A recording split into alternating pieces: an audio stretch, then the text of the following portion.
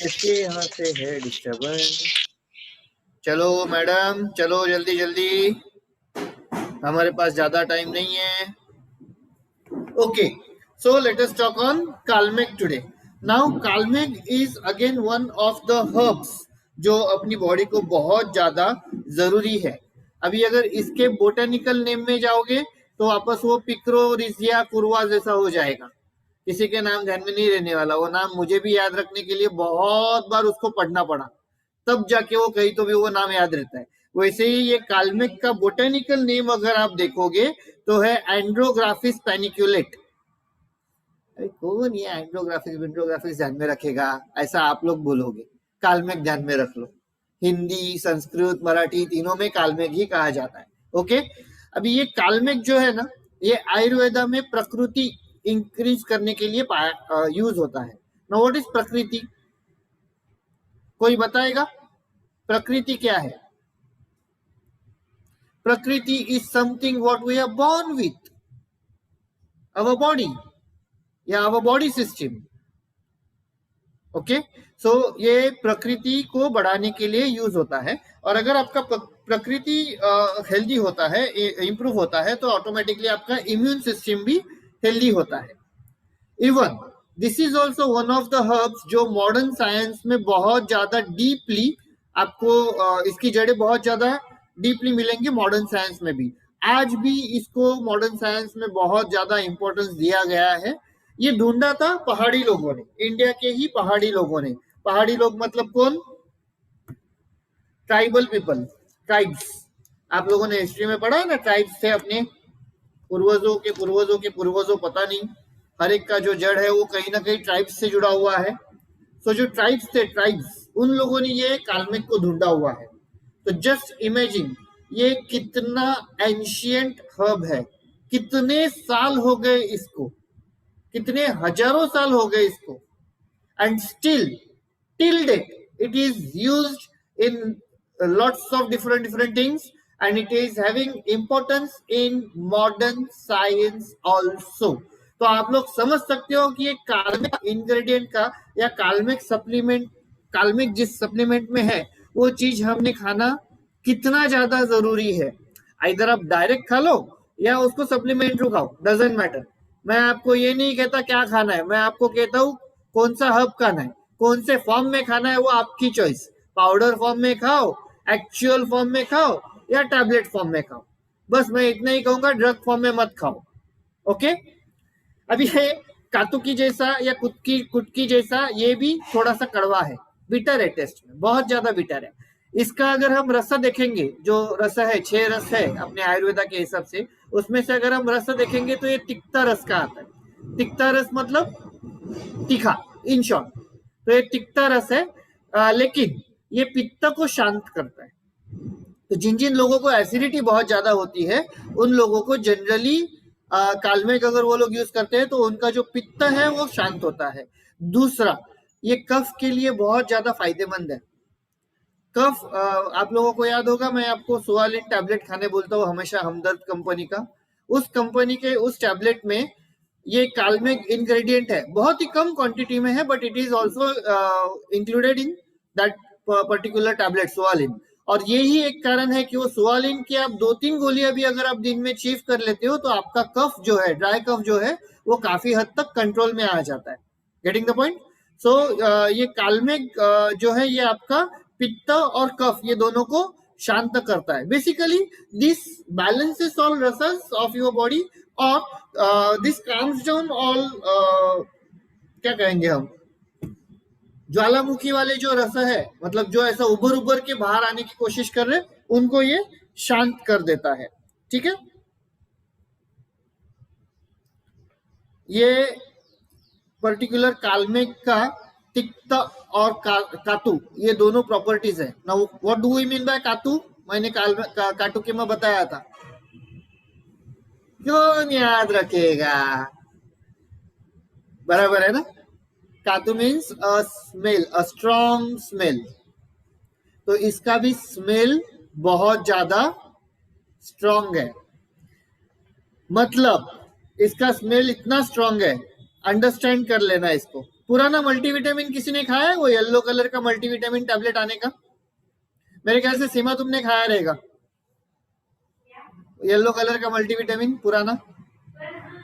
हाँ, स्मेल। वो मल्टीविटामिन है ना, अगर आपके कपबोर्ड के अंदर रहेगा और आपका पूरा बॉटल पैक रहेगा और आपने बस आपके किचन में कपबोर्ड खोल लिया, तो नीचे कोई खड़ा रहेगा ना फर्स्ट फ्लोर से नीचे, तो उसको भी ध्यान में आएगा, अरे इसने कुछ तो डेंजरस चीज खोली। और वो मल्टीविटामिन टैबलेट, अगर आप पुराना मल्टीविटामिन टैबलेट अगर आप खाते, तो आपके आजू बाजू में दिन भर स्मेल आती, दिन भर स्मेल आती। वो इतना पावरफुल था, ये भी ऐसे ही पावरफुल है। That is one of the reasons इसको आज तक डायरेक्ट फॉर्म में कोई खाने की कोशिश नहीं करता। इसको डायरेक्टली सप्लीमेंट फॉर्मेशन में खाते हैं, ताकि इसका जो स्मेल है, इसका जो स्ट्रॉन्ग सेंस ऑफ स्मेल है, वो बहुत ज्यादा कम हो जाता है। अभी अगर आप सही ढंग से देखोगे तो थर्ड इज तुलसी। तुलसी के बारे में हम कल बात करेंगे, लेकिन अगर आप सही ढंग से देखोगे तो कातुकी, कालमेघ और तुलसी, इन तीनों के जो बेसिक प्रॉपर्टीज है वो तीनों सेम है। तीनों तिक्ता रसा है और तीनों यह है कातु में, मतलब तीनों का जो क्या कहेंगे प्रॉपर्टी है वो कातु रस भी है। मतलब तीनों का प्रॉपर्टी पित्त को शांत करना भी है और तीनों का प्रॉपर्टी स्ट्रॉन्ग स्मेल भी है। तुलसी का स्मेल है, घर के आंगन के बाहर रहती है, स्मेल आता है, कितने लोगों को नहीं आता है? अपने अपने नाक जाके चेक कर लेना। आता है कि नहीं आता है? तुलसी आपके कितनी चीजों में खाने में डालने के लिए बोला जाता है कि नहीं? कोई खाना बनाता है तुलसी इंग्रेडिएंट को यूज करके? आपके आंगन के बाहर तुलसी लगाया हुआ रहता है, वो कोई खाता है कोई ऐसा यहाँ पे? वर्षा है, क्यों खाते हो वर्षा तुलसी को? उससे ऑक्सीजन मिलता है उसको, उससे। ओके, ऑक्सीजन मिलता है। और कुछ? उसको उस खाने से ना कोई प्रॉब्लम नहीं होती। ओके, कोई प्रॉब्लम नहीं होती। अभी इसका साइंटिफिक चीजें मैं आपको कल बताने वाला हूं। अगर इन केस आज मुझे पॉसिबल नहीं हुआ मेरा राइटअप पूरा करने के लिए, तो मैं आपको उसको परसों बता दूंगा। लेकिन आज हम, और 5 मिनट है अपने पास, तो आज हम और 2-3 चीजों पे बात करेंगे। अभी वृत्ति लाइफ का इम्यून हेल्थ जो है, ये इम्यून हेल्थ में यही 3 चीजें मेन है। एक है कातुकी, दूसरा है कालमेघ, तीसरा है तुलसी। मजा है ना? तो अभी आप ये जाके 3 इंग्रेडिएंट हर रोज खाओ, या एक वृत्ति लाइफ का इम्यून हेल्थ हर रोज खाओ, it is one and the same. Getting the point? नहीं समझ रहा है तो ना बोलो, समझ रहा है तो हाँ बोलो, हाँ ना। और अगर कंफ्यूज हो रहे हो तो गोल गोल गोल गोल, जिनका जिनका गोल है उनको वापस एक बार ट्रेनिंग में बिठा देंगे। बेसिकली बहुत सारे लोगों को आपने देखा रहेगा, कोल्ड सीजन चेंज होने के बाद कफ एंड कोल्ड हो जाता है, या आप लोगों ने ऑब्जर्व किया रहेगा बहुत सारे लोगों को कि वो कहीं पे बाइक पे जाके आते हैं, या अगर उनके आजू बाजू में कहीं पे धुआं हो गया तो उनको खांसी आती है, बहुत ज्यादा ड्राई कफ हो जाता है और 2-3 दिन तक रहता है। या बहुत सारे लोगों को एलर्जिक कफ रहता है, उनको साल में कभी भी कफ हो सकता है, उनका ऐसा कोई सीजन नहीं है, ठंडी है तो कफ है ऐसा नहीं, उनको दिवाली में भी कफ हो जाता है, उनको बारिश में भी कफ हो जाता है, उनको इवन समर सीजन में भी कफ होता है। ऐसे लोगों को आप लोगों ने ये चीज सबसे पहला देना चाहिए। अगर आपको पूरे 12 महीने में 24/7 में अगर आपको कफ की, कॉमन कोल्ड की एंड कफ की अगर प्रॉब्लम हो रही है, तो it is a straight indication आपका इम्यून सिस्टम कहीं ना कहीं वीक है, या वो वीक होता जा रहा है। और अगर आपको उसको स्ट्रॉन्ग करना है तो हम हर वक्त इसके ऊपर बात करते हैं। सबसे पहला आपको ध्यान देना है किन चीजों पे ममता जी? खाने पे। आपका जितना न्यूट्रिशन आप स्ट्रॉन्ग रखोगे उतना आपका इम्यून हेल्थ अच्छा रहेगा। सेकंड, आपको किस चीज पे ध्यान देना है? एक्सरसाइज पे। थर्ड, मल्टीविटामिन टैबलेट्स पे। फोर्थ, पानी पीने पे। And most important, rest. अभी भी बहुत सारे लोग रात के 12 बजे सोते हैं, सुबह के 8 बजे उठते हैं। इस नींद का कोई फायदा नहीं है। अगर आपको आपका बॉडी अच्छा रखना है, नॉट ओनली इम्यून हेल्थ, आपके पूरे बॉडी के लिए, आपके सारे ऑर्गन्स के लिए, अगर आपको आपका बॉडी अच्छा रखना है, अगर आप हेल्दी होना चाहते हो, तो आपको मैक्स टू मैक्स जो सोना चाहिए वो रात के 11 बजे।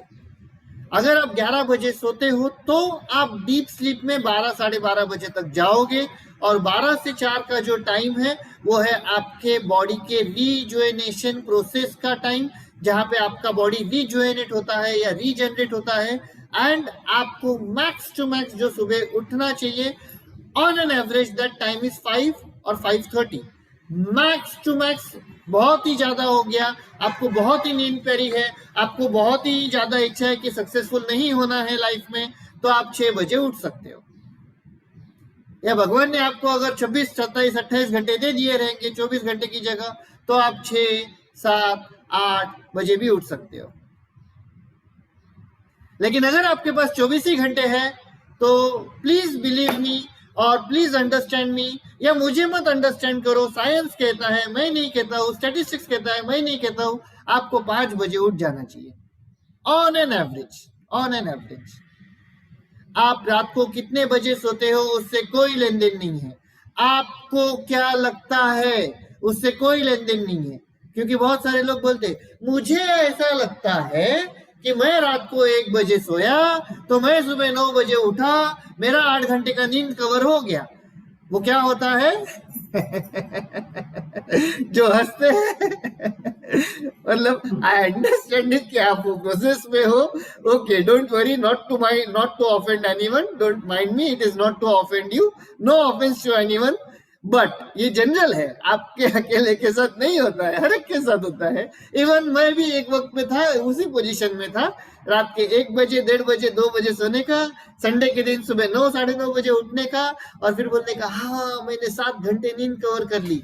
कॉलेज टाइम में, you won't believe me, college time में सैटरडे और संडे मतलब सोने का दिन, वाह, 8:30 बजे उठने का, 8 बजे उठने का, ना कॉलेज है, ना ट्यूशन है, ना कहीं जाना है, ना कुछ करना है, तो क्या करेंगे उठ के, वो दिमाग में हमेशा सवाल रहता था। लेकिन जिस दिन से बिजनेस में आ गए, जिस दिन से फिलोसॉफी सीख लिया, जिस दिन से साइंस को समझ लिया, जिस दिन से बॉडी को समझ लिया, बिलीव मी, 5 बजने के पहले मैं उठा हूं। कल रात को मैं, रानी कॉल पे है, कल रात को रानी मैं कितने बजे घर पहुंचा? 12 बजे सर, 12:15 बजे। 12:15 बजे मैं घर पहुंचा कल, तो मैं कितने बजे सोया रहूंगा? May be 12:30, may be 1। लेकिन आज सुबह मैं इधर कितने बजे था? आप लोग कितने बजे आए?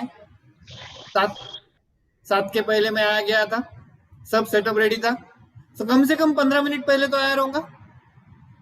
रात के कल मैं 1 बजे ऑलमोस्ट सोया हूं, लेकिन फिर भी मैं 6:30 बजे आज इधर आ गया हूं। तो आपके बॉडी को, अगर आपको सक्सेसफुल होना है लाइफ में, तो आप कितने बजे सो रहे हो उससे कोई मायने नहीं रखता। आपको 5 बजे उठना है मतलब उठना है, 4:45 बजे। इनफैक्ट मैं आज भी 4:45 बजे ही उठा हूं। मैंने आज भी मेरा अलार्म को स्नूज नहीं किया है, आज भी मैं उठ के वेट कर रहा था कि अलार्म कब बजे, ताकि मैं उसको बंद करूं और मैं मेरे प्रोसेस में लग जाऊं। Getting the point? So that was all for everyone. Bye bye, glamorous time, have a glamorous time. मिलते हैं कल सुबह तुलसी के साथ। Bye sir.